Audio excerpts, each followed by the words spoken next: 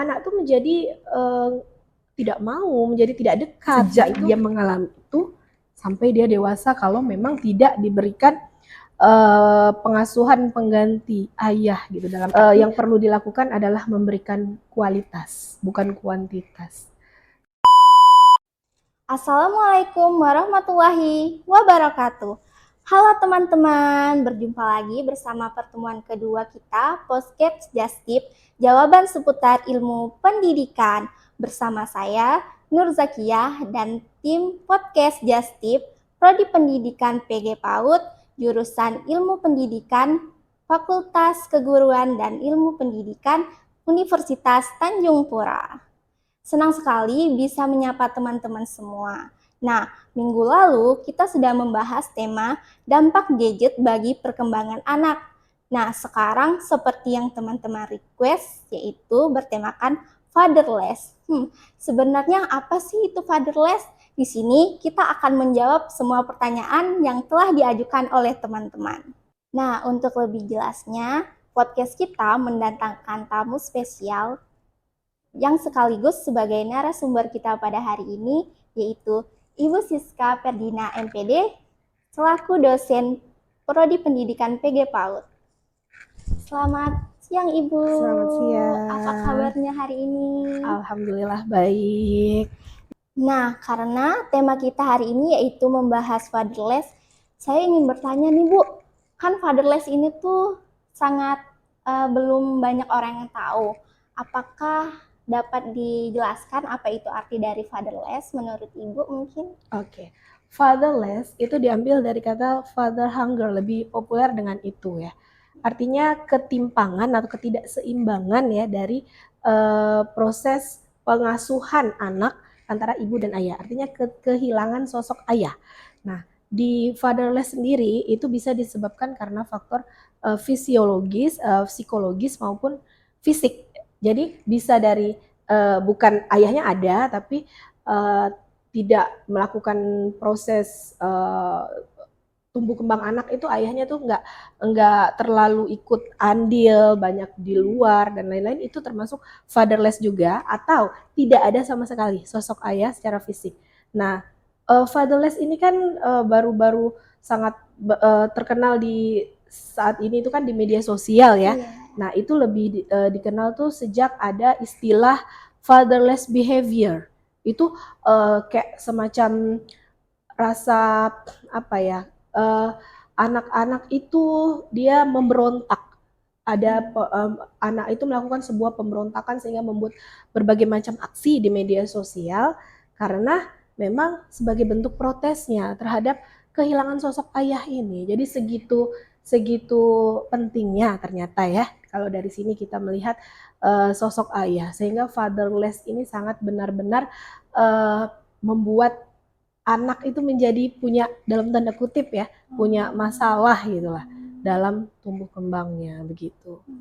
Jadi begitu ya. Iya. Nah, kan tadi sudah dijelaskan gitu secara ringkas bahwa fatherless, penjelasan dari fatherless itu sendiri. Nah, pasti teman-teman di rumah juga penasaran nih dan mempunyai pertanyaan-pertanyaan seputar fatherless. Di sini saya punya pertanyaan nih Bu seputar fatherless.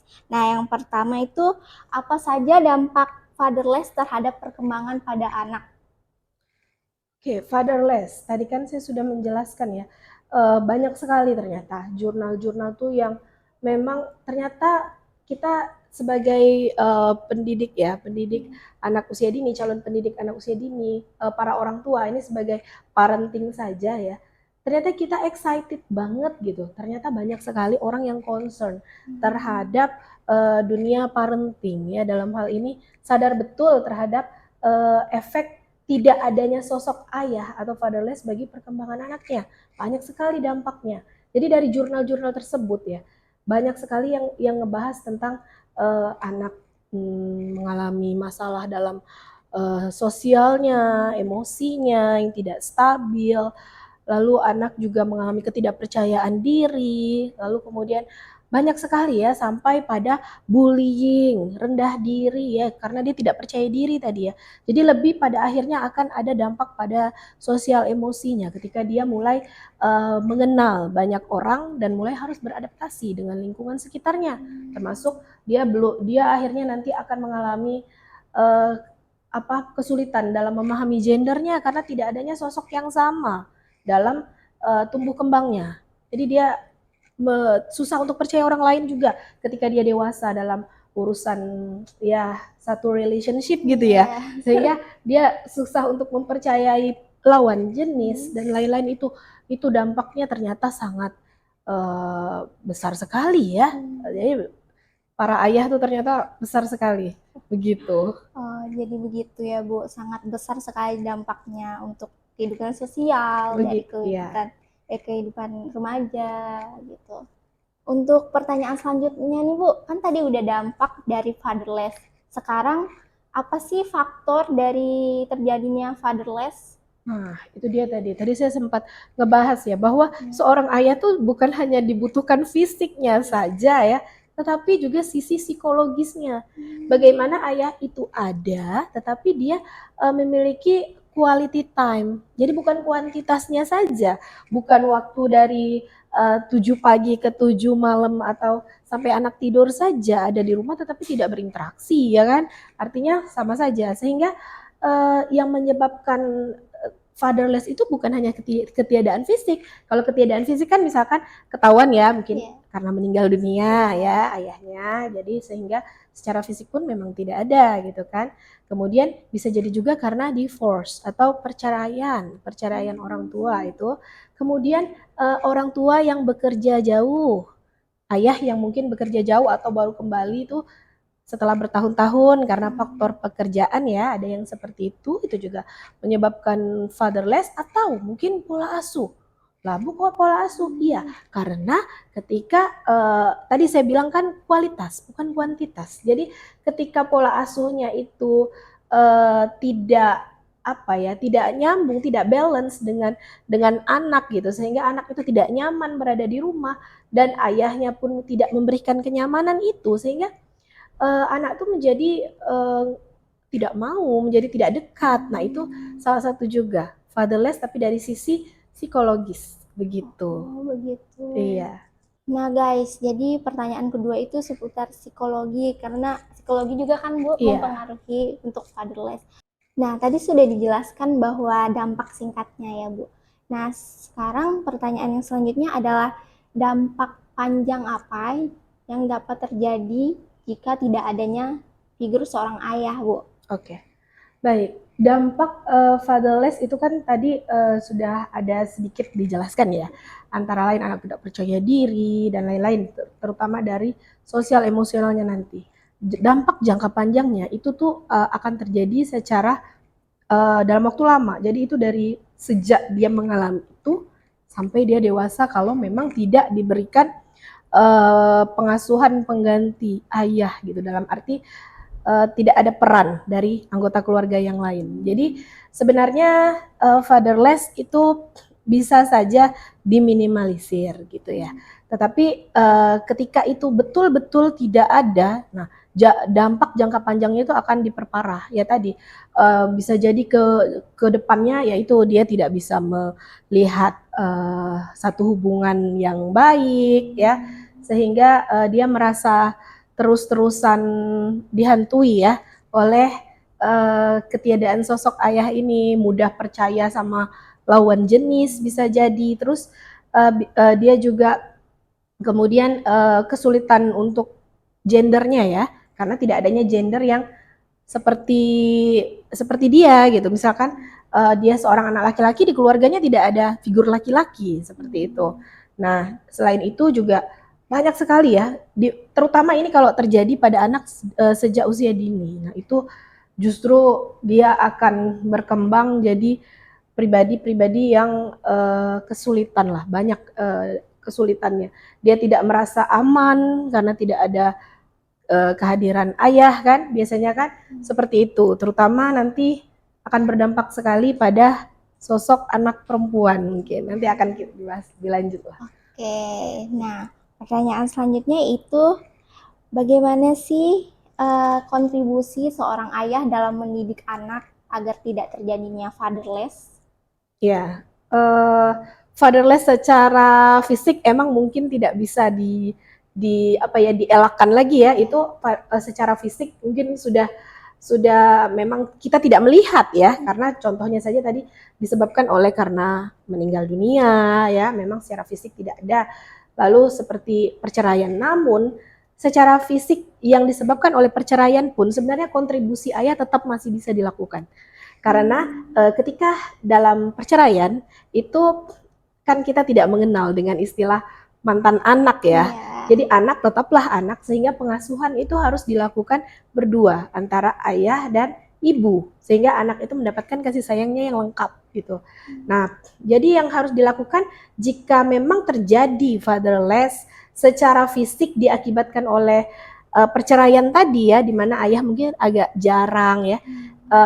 Si ibu mungkin bisa menggantikannya untuk sehari-hari, namun bisa memberikan kesempatan kepada anak untuk saling bertemu, bercengkrama, mungkin bercerita, sehingga terjadi kedekatan secara psikologis dengan ayah meskipun mungkin di waktu-waktu tertentu saja, sehingga dia tetap merasa nyaman. Dan ibu ya tidak ibu yang divorce tadi ya tentu punya masalah ya terhadap pasangannya, tidak boleh menceritakan hal buruk tentang ayahnya meskipun sudah tidak tinggal bersama karena divorce tadi, karena perceraian tadi, sehingga anak tuh tetap punya sosok figur ayah dalam tanda kutip idolanya. Begitu, karena permasalahan orang tua itu berbeda dengan anak terhadap ayahnya. Itu kalau dari sisi divorce yang memang secara fisik tidak bisa selalu bersama. Kalau yang meninggal kita nggak bisa ini ya, nggak bisa kita nggak bisa kita bicarakan lagi karena memang secara fisik nggak ada. Nah, tapi kalau misalnya dari sisi psikologis, bagaimana ketika ayah itu ada tetapi tidak memberikan waktu yang maksimal. Nah, itulah sehingga less nih, fatherless yang dimaksud pada konteks ini ya, itu lebih kepada kualitas waktunya. Artinya dia ada secara kuantitas, tetapi kualitasnya itu kurang. Artinya mungkin apa yang dia ada secara fisik tetapi tidak terlalu banyak berinteraksi. Jadi yang harus dilakukan ayah untuk kasus yang seperti ini adalah ayah itu harus lebih banyak berinteraksi dengan anak. Meskipun mungkin pulang dari bekerja atau pulang kantor sudah kesorean lelah, ketika dihadapkan pada anak gitu ya, ingin bercerita, layanilah. Karena ini sedikit pesan saja sih singkat buat para ayah ya, bahwa masa kecil, masa usia dini itu nggak akan bisa terulang. Itu kita sudah tahu ya, masa golden age ya. Itu tuh di mana triliunan sel-sel otak saling terhubung ya, di mana semua pemahaman anak baik secara fisik, psikologis itu terbentuk. Dia mencontoh, dia seperti spons yang menyerap, kita tahu itu ya.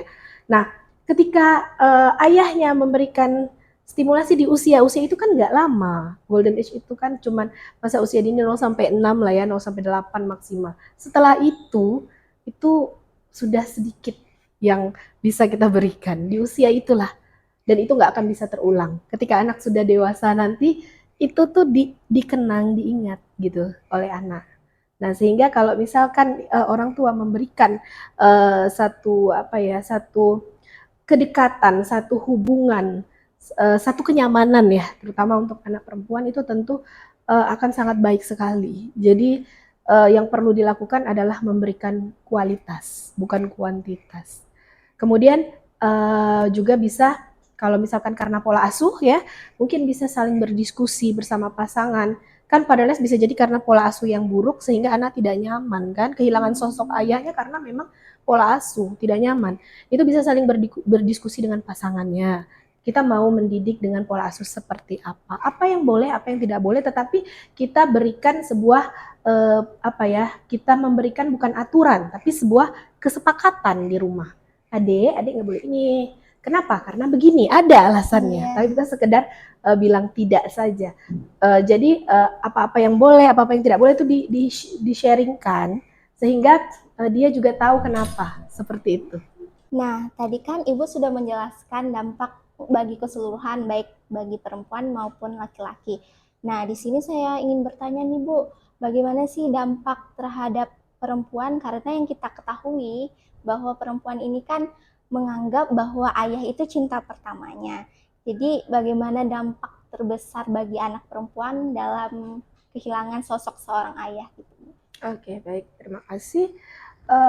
Jadi mungkin dalam hal ini anak perempuan ya. Jadi kalau anak perempuan itu kan memang cinta pertamanya adalah ayah ya, di mana dia mendapatkan rasa nyaman, perlindungan, terus rasa dihargai, dipuji, dan rasa mungkin bangga pada sosok ayah. Ada yang dia banggakan, oh ayahku adalah seorang apa mungkin ya. Jadi ayahku tuh kebanggaannya lah ya. Tentu jika itu kehilangan, apalagi sejak usia dini ya, dampaknya itu sangat berat. Seperti lah kita lihat itu seperti kayak semacam kehilangan ya. Jadi lihatlah orang yang eh, misalkan kehilangan sosok orang yang dia cintai lah, seperti ada sesuatu yang hilang, mungkin ada dari sifat dan perilaku yang berbeda ya. Antara lain tuh anak perempuan yang kehilangan sosok ayah itu biasanya tidak percaya diri. Nah, anak perempuan yang kehilangan sosok ayah juga biasanya akan mudah untuk membenci atau kalau kehilangannya karena memang kasus perceraian atau memang ayahnya sama sekali tidak peduli, itu ada rasa dendam, ada rasa benci, trauma dan lain-lain kepada lawan jenis, atau permasalahan gender dan dia membenci lalu dia berusaha untuk saya bisa kok, saya bisa lebih kuat. Jadi kayak ada dendam lah di sana. Kemudian secara sosial juga anak yang fatherless dari usia dini, anak perempuan itu biasanya sangat tidak percaya diri itu pasti. Terus dia juga nanti akan sulit untuk beradaptasi dengan lingkungannya, mudah rendah diri, tidak percaya diri, dan akhirnya nanti dia akan mengasingkan, akan merasa terasing seperti itu. Nah, namun semua itu tentu bisa diminimalisir dengan bantuan dari lingkungan ya, balik lagi kepada lingkungan. Bagaimana sosok ayah bisa mungkin tidak terganti, tapi paling tidak bisa ada sosok lain yang bisa memberikan kenyamanan itu, entah itu mungkin kakek atau siapa yang ada di rumah pada saat divorce kan biasanya ibu membawa anaknya tinggal di sebuah keluarga besar gitu, sehingga ada sosok lain yang mengisi itu masih bisa diminimalisir seperti itu. Oke, jadi untuk perempuan itu dampak fatherless itu sangat besar ya Bu. Iya. Karena kan tadi udah dijelaskan bahwa cinta pertama adalah ayah gitu. Nah, nih pertanyaan terakhir nih teman-teman. Jadi apa sih peran orang-orang terdekat yang mungkin bisa meminimalisir akan terjadinya dampak dari fatherless ini terhadap perkembangan anak gitu Bu? Oke. Jadi kalau buat orang terdekat ya, tentu kita semua keluarga ya harus harus memberikan support pada anak yang terimbas fatherless ini. Kan tadi saya sudah jelaskan kan, fatherless bisa dari fisik karena memang meninggal atau divorce gitu sehingga berpisah jauh, tinggalnya berbeda ya.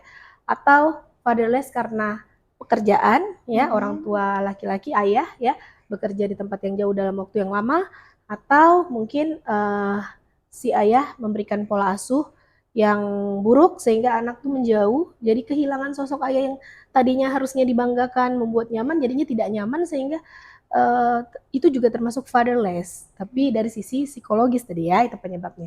Nah, yang bisa dilakukan oleh kita nih selaku keluarga kalau memang itu terjadi, kalau memang itu divorce ya karena perceraian, tentu tinggal di tempat yang berbeda ya dengan si ayah, ibu dan anak ini biasanya ikut ibu ya kan.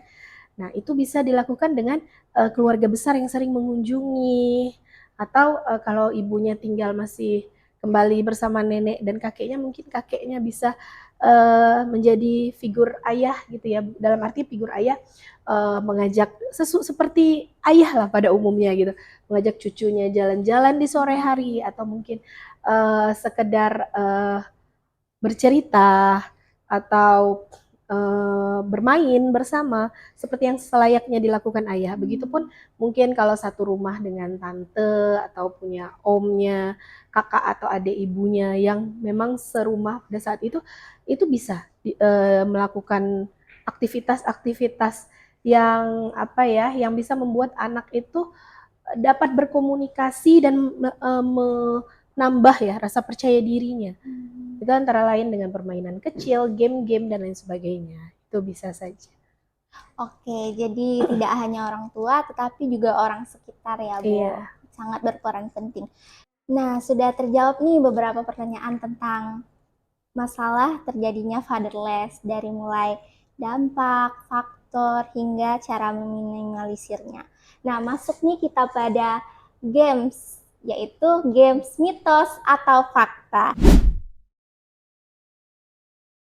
Jadi di sini saya akan membacakan sebuah pertanyaan. Nanti Ibu akan menjawab berdasarkan apakah ini fakta atau mitos.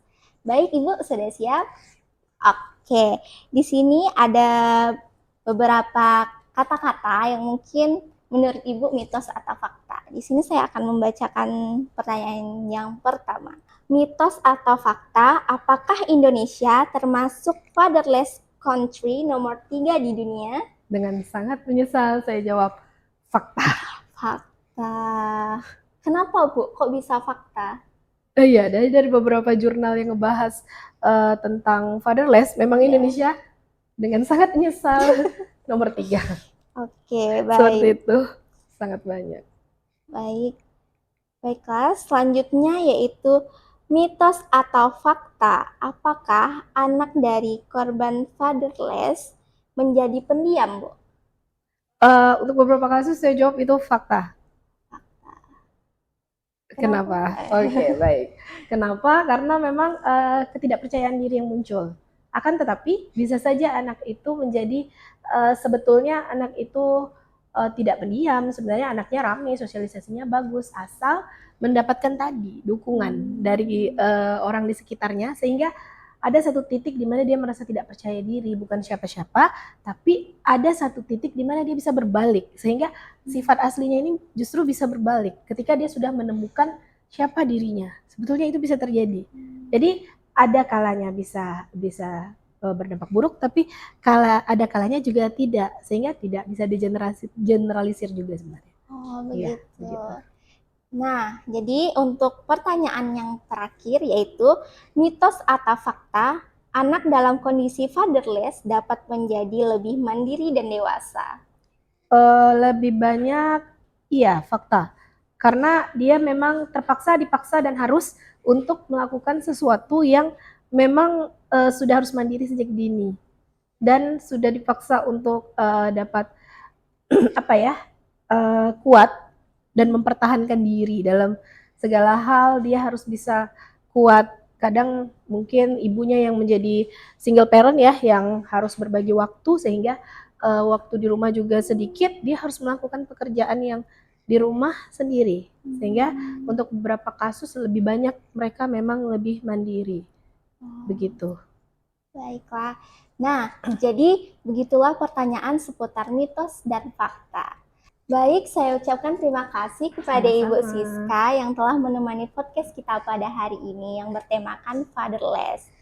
Dan semoga apa yang telah disampaikan bermanfaat bagi kita semua. Amin. Nah, sebelum kita tutup, boleh dong closing statement-nya dari Ibu? Oke, terima kasih. Baik, seperti yang sudah banyak kita bahas tadi, bahwa yang namanya fatherless itu sangat-sangat berpengaruh pada pertumbuhan dan perkembangan anak ya, terutama anak perempuan. Untuk itu para orang tua sebaiknya menyadari itu, bahwa pengasuhan anak tidak hanya pada ibu saja, atau kalau ibunya bekerja pada nenek saja, tapi ibu dan ayah. Dan ibu dan ayah ini balance harusnya, sehingga seimbang. Jadi ayah juga memiliki peran, walaupun terlihat tidak terlihat sedikit, tapi ternyata sangat besar pengaruhnya bagi seorang anak. Jadi jikapun harus terjadi fatherless, maka minimalisir fatherless ini dengan melibatkan seluruh anggota keluarga untuk kompak dan untuk orang tua tidak memberikan sebuah hal-hal negatif ya, tidak memberikan doktrin negatif pada anak tentang ayahnya, sehingga rasa bangga, rasa kebanggaan anak terhadap ayahnya itu tetap ada meskipun orang tuanya divorce atau bercerai. Jadi saya berharap para ayah tetap menjadi idola buat anak-anaknya, terutama anak perempuan gitu. Oke, baik. Nah, begitulah akhir dari video podcast kita pada hari ini. Saya ucapkan terima kasih sekali lagi kepada Ibu Siska, dan saya meminta maaf jika ada kesalahan kata yang mungkin kurang berkenan bagi para penonton. Saya pamit undur diri, sampai bertemu di Just Tip selanjutnya. Dadah, Assalamualaikum warahmatullahi wabarakatuh. Terima kasih. Aku